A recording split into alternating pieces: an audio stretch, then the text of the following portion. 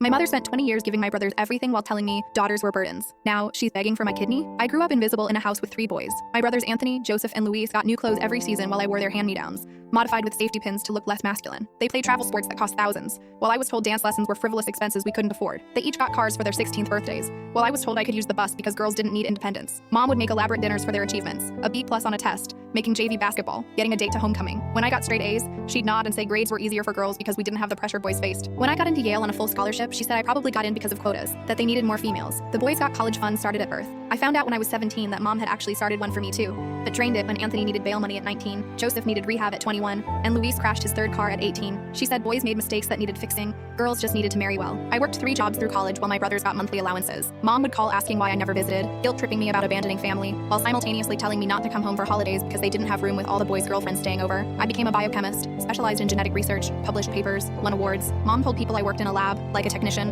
while bragging that Anthony managed a GameStop, Joseph bartended, and Luis did occasional construction work when he felt like it. She kept their childhood rooms as shrines while converting mine to storage the day I left for college. Every family photo on her walls showed the boys. I appeared in exactly 2, both partially hidden behind someone else. When I got engaged to my husband Robert, also a scientist, Mom said I was lucky he was willing to take on a woman focused on career instead of family. When Anthony got engaged to his 4th fiancée, Mom threw a party calling him a romantic who never gave up on love. When I had my daughter, Mom visited once, said girls were harder to raise, left after an hour. When Joseph had his son, she moved in with them for 3 months to help, cooked every meal, did their laundry, called it grandmother's joy. I built my life without her, got married without her involvement, bought a house without her knowing the address, raised my daughter with Robert's mother as the only grandmother she knew. Mom would complain to relatives that I kept her grandchild from her, never mentioning she only asked to see her twice in 5 years. Last month, Mom called crying. Kidney failure from untreated diabetes, needed a transplant urgently. Was I compatible? The boys had all been tested first, naturally. Anthony wasn't a match and wouldn't have done it anyway. Too risky. Joseph was a match but failed the psychological evaluation when they discovered his ongoing addiction issues. Luis was a perfect match but refused. Said he needed both kidneys for his lifestyle. So now she needed me. The daughter she'd trained to be invisible, selfless, sacrificial. The one she told repeatedly that girls existed to serve others' needs. I got tested. Perfect match. Better than Luis even. The doctors were optimistic. Started scheduling surgery. Mom started calling daily. Suddenly interested in my life, my work,